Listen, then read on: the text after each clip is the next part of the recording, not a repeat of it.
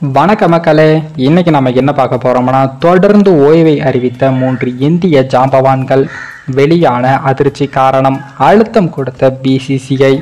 அதாவது T20 உலகக்கோப்பையை இந்திய அணி வென்றவுடன் முக்கிய வீரர்களான விராட் கோலி, கேப்டன் ரோஹித் சர்மா மற்றும் ரவீந்திர ஜடேஜா ஆகிய மூவரும் சர்வதேச T20 போட்டிகளில் இருந்து ஓய்வு பெறுவதாகவும் அறிவிச்சிருக்காங்க.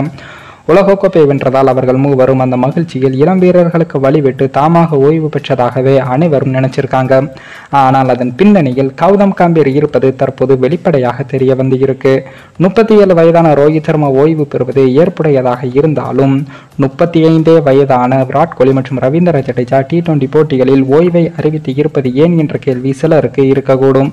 அதற்கு காரணம் என்னன்னு பார்த்தோம்னா, கௌதம் கம்பீர் கொடுத்த மறைமுக அழுத்தம் தான் என்பது இப்போது தெரிய வந்து இருக்கு.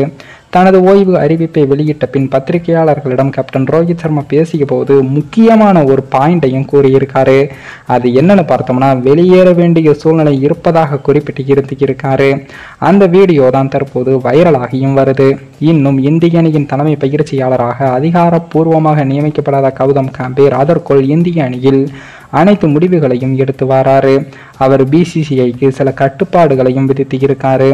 அதனையெல்லாம் ஏற்றுக்கொண்டால்தான் தலைமை பயிற்சியாளராக பதவி ஏற்றுக்கொள்வேன் என்றும் அவர் கோரியிருக்காரு. இந்திய T20 அணி என்பது ஒரு தனி அணியாக இருக்க வேண்டும் என்றும் அந்த அணியில் இடம்பெற்றுள்ள வீரர்கள் யாரும் ஒரு நாள் அணிகளோ டெஸ்ட் அணிகளோ இடம்பெறக்கூடாது என்பது அவரது கட்டுப்பாடுகளில் முக்கியமான ஒன்றாகவும் இருக்கு. அதன் காரணமாகவே ஒரு நாள் போட்டிகள் மற்றும் டெஸ்ட் போட்டிகளில் இடம்பெற வேண்டிய சர்வதேச T20 போட்டிகளில் விராட் கோலி, ரோஹித் சர்மா மற்றும் ஜடேஜா ஓய்வை அறிவித்து இருக்காங்க. 2024 ஆண்டுக்கான IPL தொடர் நடைபெற்று வந்த போதுதான் கௌதம் கம்பீர் இந்திய அணியின் தலைமை பயிற்சியாளராக நியமிக்கப்படுவது உறுதியானது. அப்போது அவர் T20 அணியின் மூத்த வீரர்களை நீக்க வேண்டும் என்ற விஷயத்தை பிசிசிஐயிடம் அழுத்தம் கொடுத்து இருக்காரு. அதனை பிசிசிஐ செயலாளர் ஜெய்சா ஏற்றுக்கொண்டதாகவும் கூறப்படுது. அதனால் தான் விராட் கோலி, ரோஹித் சர்மா மற்றும் ரவீந்திர ஜடேஜா இக்கட்டான நிலைக்கும் சென்று இருக்காங்க. இந்த நிலையில் எப்படியாவது T20 உலகக்கோப்பையை வென்று அந்த மனநிறைவுடன் விடைபெற வேண்டும் என்ற கட்டாயத்தில் அவர்கள் போராடி அதனை செய்து காட்டியிருக்காங்க. அந்த மன நிறைவுடன் இனி நமக்கு T20 அணியில் இடம் இல்லை என்பதை உணர்ந்து மூவருமே தாமாகவே முன்வந்து ஓய்வையும் அறிவிச்சிருக்காங்க.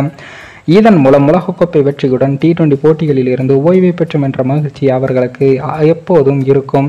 மாறாக கௌதம் கம்பீர் அவர்களை அணியை விட்டு நீக்கினால் அது கசப்பான அனுபவமாக இருக்கும். இந்த இக்கட்டான நிலை குறித்து போட்டி முடிந்தவுடன் ரோஹித் சர்மா அவர்கள் சூசகமாக கூறியிருக்காரு.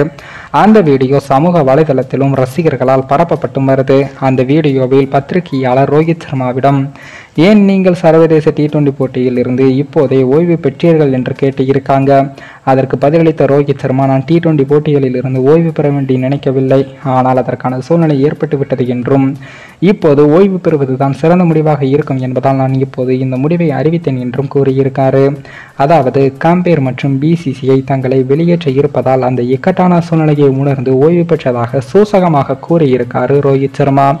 கிட்டத்தட்ட இதே மனநிலையில் தான் விராட் கோலி மற்றும் ரவீந்திர ஜடேஜாவும் தங்கள் முடிவுகளை அறிவித்து இருக்காங்க.